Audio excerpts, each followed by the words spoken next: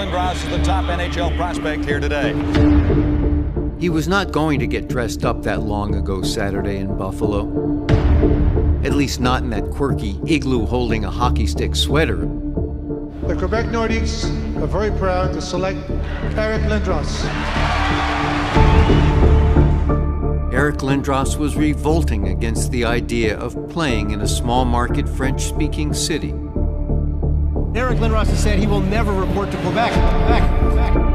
And against the system that herded an 18-year-old into the hockey workforce. If you think you've heard too much of this Eric Lindros Quebec situation, then fasten your seatbelts because it's going to be a very long summer.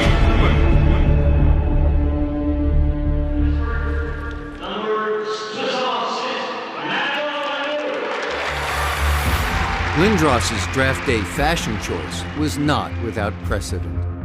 With Lemieux, it was business. With Lindros, it was conviction. You only want to associate with a certain number of teams. You want to make sure that they're well respected. Eric Lindros is keeping true to his word that he'll spend another year in junior hockey rather than join the Quebec Nordiques. Just as he had refused to play for the Sioux Greyhounds when he was drafted into the OHL, I better take an umbrella or something because they're going to be spitting on me every time I go by their bench. he had decided Quebec City was the wrong place to launch his NHL career. Lindros was not looking out for dollars. He was looking out for number one. Here's Lindros, quick shot, he scores! Eric Lindros from the side of the net! Like Bobby Orr in the pre-draft era, Lindros towered above the junior hockey landscape.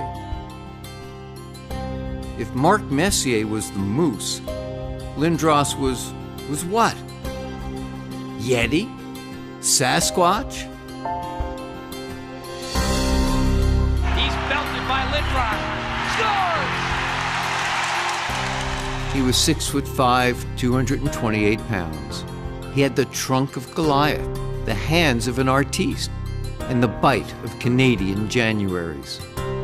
Lindros and Tony are going toe-to-toe, waiting for the goal.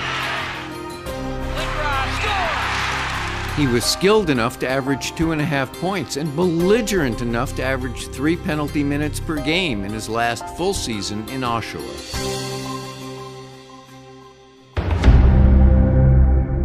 Quebec Nordiques believe that their future of the franchise is at stake. They know exactly how I feel. Exactly how I feel. Lindros was stubborn. He won the War of Wills when Quebec backed down and traded him to Philadelphia at the 1992 draft. In a concussion-shortened 760-game NHL career, that bullish style did not always serve him well. But this time, his hard-headedness prevailed. You know, with the circumstances in Quebec, the way that they were, basically a lack of winning spirit. I didn't want to be part of it. And maybe, the players that you get in return will help you become a contender.